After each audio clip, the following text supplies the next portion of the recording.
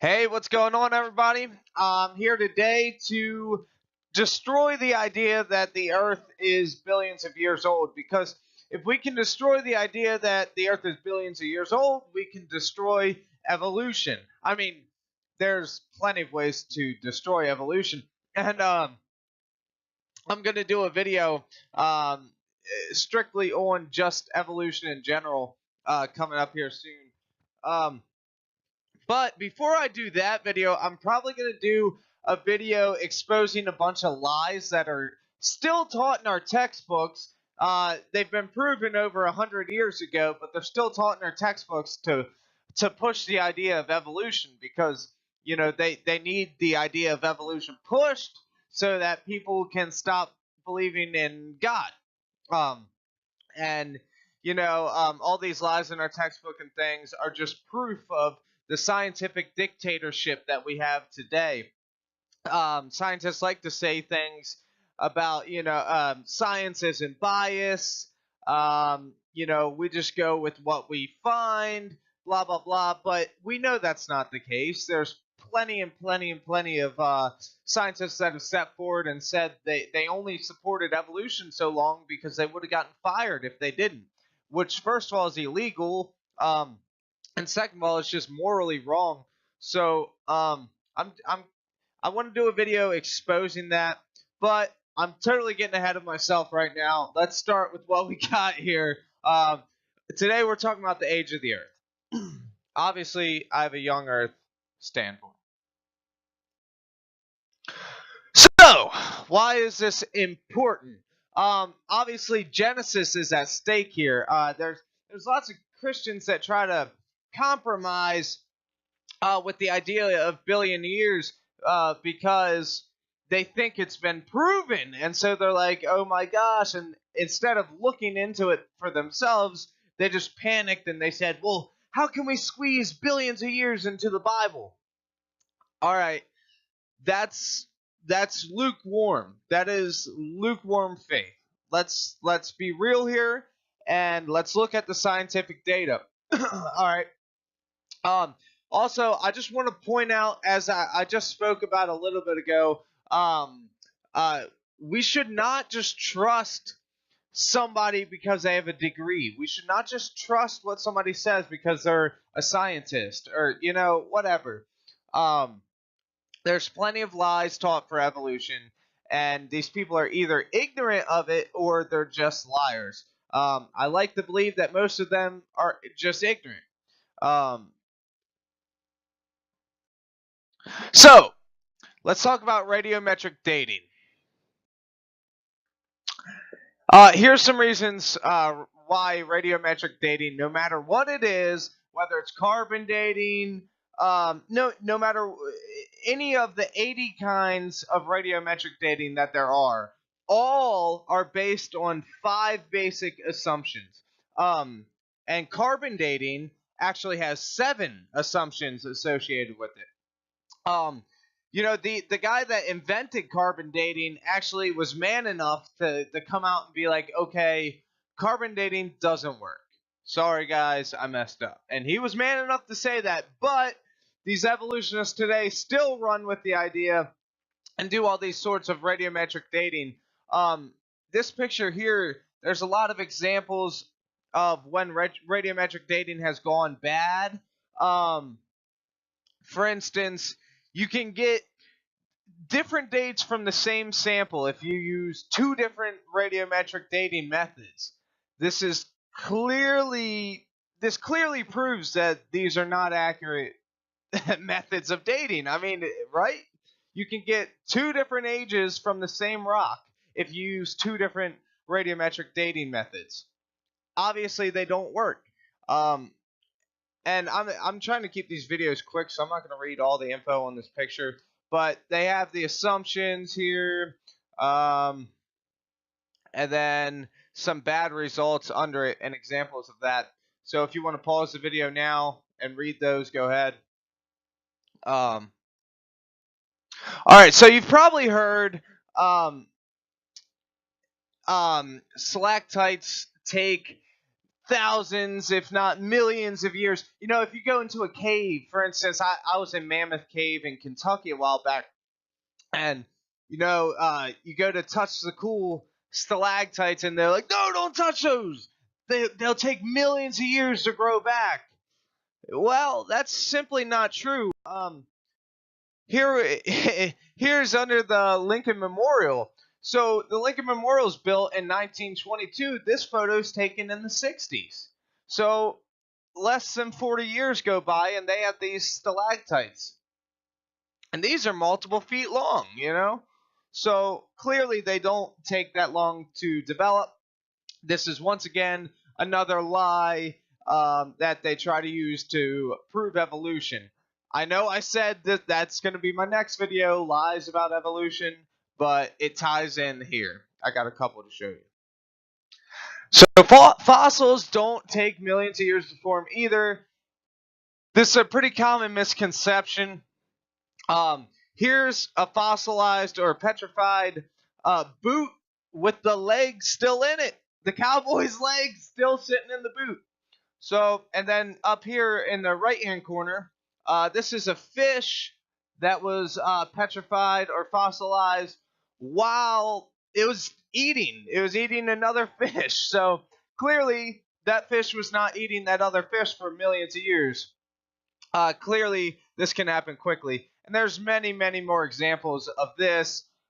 There's many more examples of the stalactites and plenty of examples of why radiometric dating doesn't work if you want to look into that on your own time. Like I said, I'm trying to be quick here. I'm trying to keep these videos as short as possible.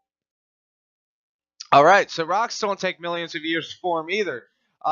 We make rocks. We make crystals. We make diamonds and sell them, and they make diamonds in less than a day. It doesn't even take a full day for these diamonds to form. So there's that lie out of the way. All right, this is one of the bigger ones that I've heard many times as for reasoning as to why the Earth has to be millions of years old. It's because of these polar ice caps. So what happens is when ice melts, or I'm sorry, when snow melts on top of the ice, it forms a separate layer of ice once that freezes back up. And you can tell the different layers here. You have your dark, light, dark, light, dark, light. And they say that each one of these layers is an annual layer, just like tree rings. And they say that because they say, well, the dark part represents, the cold of the year, and the light part represents the hot of the year. And it sort of makes sense, off top of off the top of your head. But when you really dig into it, no, those aren't necessarily annual layers at all. Those layers can be formed very quickly. As a matter of fact, can have multiple layers in a couple days. All these layers is hot to cold. It's not necessarily annual, or storms can affect these layers. Um, if you guys have ever heard of the Lost Squadron, in 1942, these planes went down in Greenland, and they had to make a crash landing, and they went and rescued the teams that were in these planes, but they just left the planes there, sitting right on top of ice. And now you have to understand these planes are not heavy enough to sink down into the ice, so they're just sitting on top of the ice. Well, a mere 46 years later, somebody was like, "Hey, let's go dig up those planes," because he wanted to sell them or refurbish them. And so they went and they brought, shovels and brooms, and they were like, all right, let's just dig out the ice that's formed on top of these planes. Well, when they got there, they couldn't find the planes. Where'd they go? So they they took back the shovels and brooms they were going to use to dig it out, and came back with a scanner and scanned the ice, and they found the planes 250 feet below the surface of the ice. Now remember, they didn't sink down into the ice. They're not heavy enough. What happened was that much ice, 250 feet worth of ice, formed in 46 years. Now, the guy that dug through it tells us that he dug through multiple hundreds of layers, just like this picture, when he found the planes. Now, the planes have only been there 46 years, so if these are annual layers, how do we possibly have multiple hundreds of layers above these planes? So that just disproves this idea completely. All right, so the geologic column. Ooh, I messed this slide up. That's supposed to say fossils. So scientists will tell us that the geologic column is layers of dirt that have slowly evolved over millions of years. You get one layer, and that represents this time frame. This is the Jurassic layer. This is, whatever. So, they say that these different layers of rocks represent rocks and dirt represent different layers, or I'm sorry, different time periods over millions of years. Well, I don't know how this is even still an argument, but the geologic column, first of all, doesn't exist. It doesn't exist anywhere. They made it up, and what they did is they use the fossils that they find in these layers to date the layers. So, one thing that just completely destroys the supposed geologic column is polystrate fossils. All right, so here's a polystrate tree, and what that is a petrified tree, a fossil of a tree, and it's protruding through multiple layers of strata. Now, if these layers of strata represent millions of years, how is this one tree protruding through 4 different layers in this picture? How's that possible? Did the tree stand upright for millions of years while the dirt collected around it and formed these layers? No, it did not. And these trees are found all over the world, some of them upside down. They found a whale fossil. The whale was pointed straight up, tail down, and it was buried under layers of strata, just like this tree. Did that whale stand on its tail for millions of years while the sediments came around it? No, it did not. This is proof that these layers are not millions of years old. Now, some people say, well, how did these layers get here then? Well, I think that Noah's flood is a perfect explanation for that. If you put a bunch of different kinds of dirt in a jar, and then you pour water in that jar, and you shake it up, the dirt's going to be all over the place for a second. But then what's going to happen is hydraulic sorting, where it sorts the different types of dirt by density. So the densest will be at the bottom, then the next, then the next, then the next. I think that is exactly what happened to our Earth's crust when this worldwide flood hit. And I think that's why we have all these different layers of strata. And I also think that is why we have trees ripped out of the ground upside down, pointing through these different layers of strata. It's the only thing that makes sense. Or a whale buried fast enough to petrify, protruding through multiple layers of strata. The only thing that makes sense is a worldwide flood. And there's evidence of a worldwide flood everywhere around us. I'll get into a little bit more of that in this video. I might do a whole video on it. I'm not sure yet. All right, so layers of the Grand Canyon. Excuse me. All right, so um, the layers in the Grand Canyon are all sedimentary rock.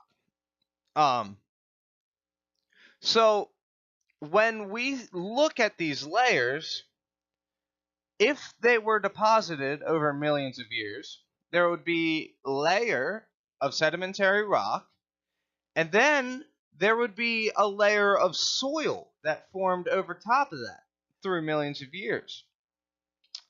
There would be soil horizons in between the layers of sedimentary rock. Well, that's not there. So what happened? Well, let's look a little deeper.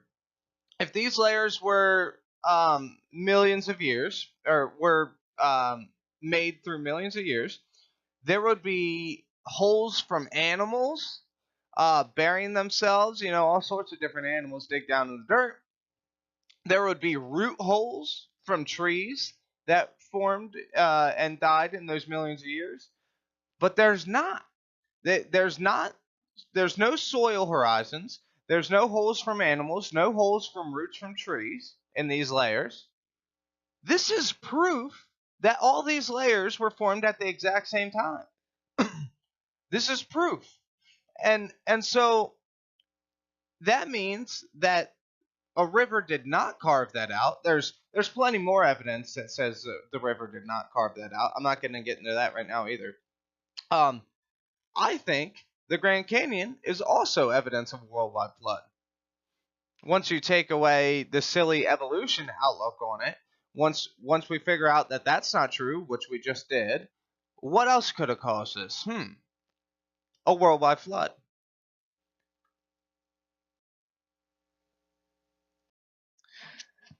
All right, so coal and Noah's flood. Let's see. In order for for a 1 foot layer of coal to be formed, it requires 10 times the amount of dead plants because they get condensed down. Just like this picture shows, they got most of this right.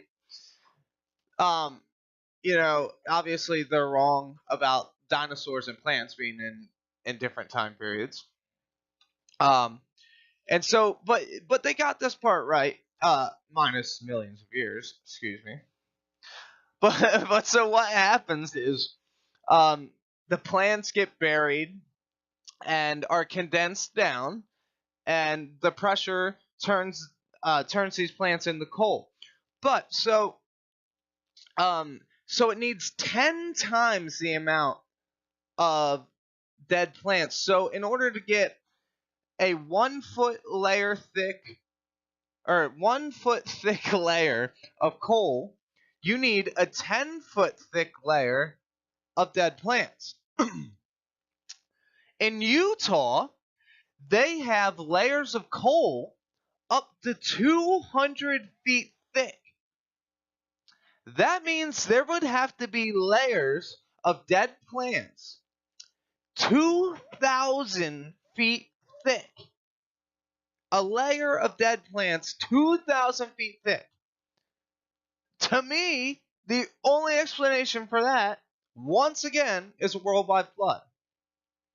A worldwide flood also gives us a reason why we have all these fossils in the first place, because a fossil needs to be buried rapidly in order to become petrified. So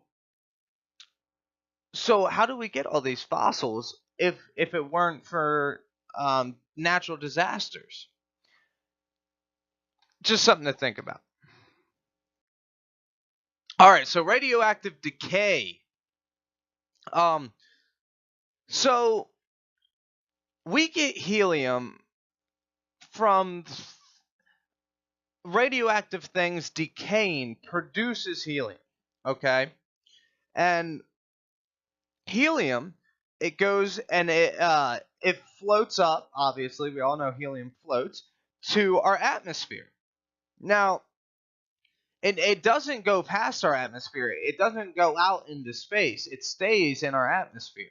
Although we do get some cosmic winds blowing in helium from outer space to our atmosphere. It never leaves. So all the helium that's ever been on Earth is still up in our atmosphere. Well, when we look at that, there's only enough helium in our atmosphere to account for 2 million years of radioactive decay. And possibly less than that, because like I said, we get helium added in from cosmic winds. So possibly even less than that.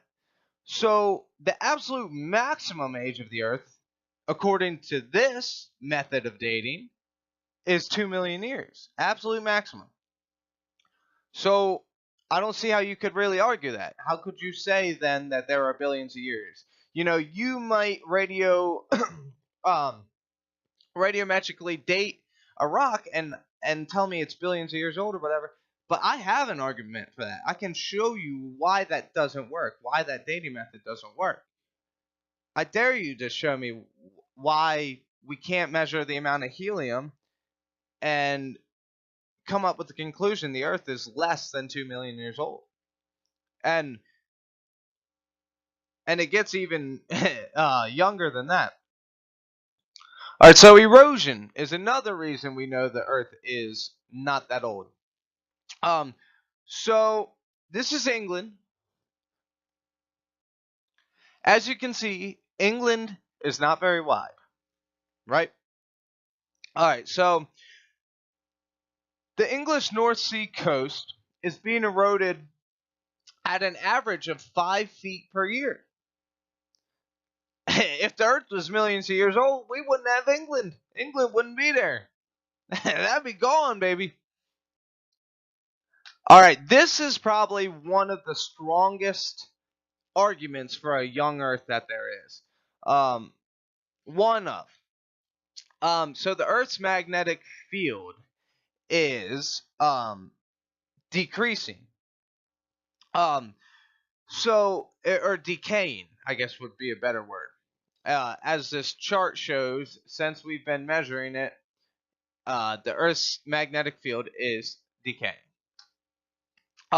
So that means if we go back in time, the Earth's magnetic field would be stronger, right?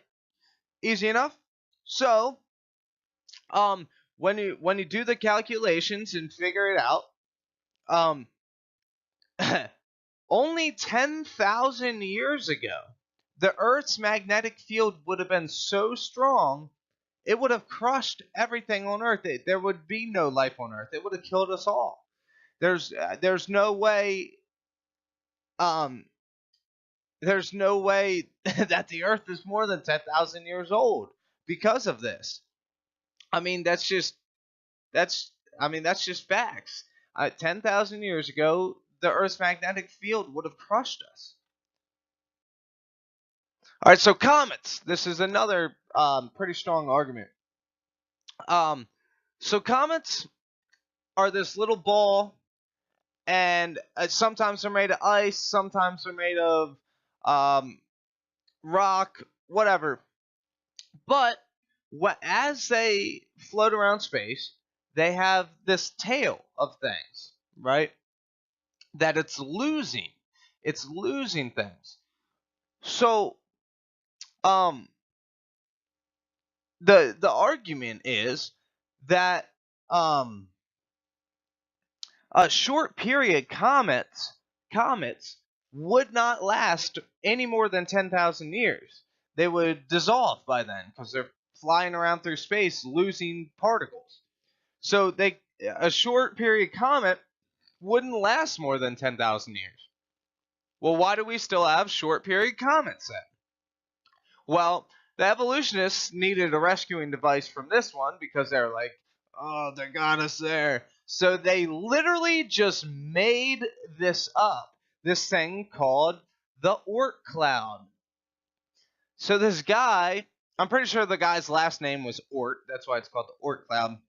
He said, Well, that's a solid point. So there's has to be, since we know evolution is true, there has to be some sort of something out there producing comets. And so he came up with this idea called the Oort cloud. Uh, He literally just made it up. There's no evidence for this. There's absolutely no evidence for this. But they teach about it in school, and um, I mean, it's just ridiculous. It's literally completely 100% made up. There's no reason to think that there's some sort of Oort cloud, magic cloud out there that's producing comets. Like, it's pretty crazy that we even entertain that thought. All right. So another thing, the Earth's rotation is slowing down. So that means if we go back in time, the Earth's rotation would have been faster, right? So, um, so if so if the Earth is millions of years old, so if the Earth was millions of years old, this would be a huge problem. I mean, obviously, obviously for a lot of reasons, the Earth would be moving so fast. I mean, can you imagine trying to get anything done back then? It'd be like, wake up, go to bed, wake up, go to bed, wake up. The days would be so short, and I mean, Kent Hovind said, "Oh man, I know what happened to the dinosaurs. Then they flew off the Earth, whatever, because it was spinning so fast." I thought it was funny. Anyways, moving on. All right, so this is a big one too. Human population. So we have a rough estimate of how quickly we are growing in population. We can see a rate of growth in population. So uh, for the creationists and a Christian, this is no problem. About 4,000 years ago, the Earth's population would have started, and we look back 4,400 years or so, right when we would have guessed population would have started based on how we see it growing. And what happened 4,400 years ago in the Christian's perspective? The flood of Noah. So it makes perfect sense in a Christian worldview. Okay, we started with 8 people 4,400 years ago, and we gradually increased to where we are today. Um, and that makes sense mathematically. If you are from an evolution standpoint, and you think that that humans evolved onto this planet 3 million years ago, I mean, we would have 150,000 people per square inch of the Earth. Obviously we don't. So they created a rescuing device again. They said, there must have been some sort of bottleneck for the human population that and the Christians are sitting back like, yeah, we've been talking about it all along. It was called Noah's flood. Read Noah's Ark, the story of Noah's Ark in the Bible. It'll tell you about that genetic bottleneck that you guys um are wondering about. Um, Also, I want to take a minute right now to talk about population of the world. There's all these New World Order guys that are saying the Earth is too populated. I'm sure I've mentioned it in some of my other videos. Um, Bill Gates says we need to cut down the population of the of people on the planet, and a lot of these other high up guys, globalists, millionaires, billionaires, are all saying we need to reduce the Earth's population. All right, well, first of all, you first, buddy. Second of all, the Earth is not overpopulated. I mean, have you ever driven through Texas, Alabama, Arizona? You ever driven through any of those states? You can go hours without passing a single soul. You can drive hours on the highway. You won't see anything. So if it's crowded where you are, move, right? I mean, the entire world's population could fit inside of Jacksonville, Florida. The entire world's population. The Earth is not overpopulated, okay? Um, so, oh, I forgot I had this slide, to be honest with you guys. Yeah, so here's the goal of the New World Order is about 500 million is what they want. 500 million. Here's the goal of Satan. The New World Order guys don't know it yet. All right, but moving on. All right, desertification. So what this is wind is carrying the heat from a desert, and it's slowly carrying it, and what that does is it's spreading the desert further and further because it's killing off life forms. As the heat moves on, it kills off life forms and it becomes desert. Deserts grow at a very constant rate. Um, and so we look at the world's largest desert, the Sahara Desert, and we see it is about 4,000 years old. Fits perfectly with the Christian worldview. Once again, so if the Earth is millions of years old, why don't we have a bigger desert someplace? Right? And I mean, you can do the same thing for the coral reef.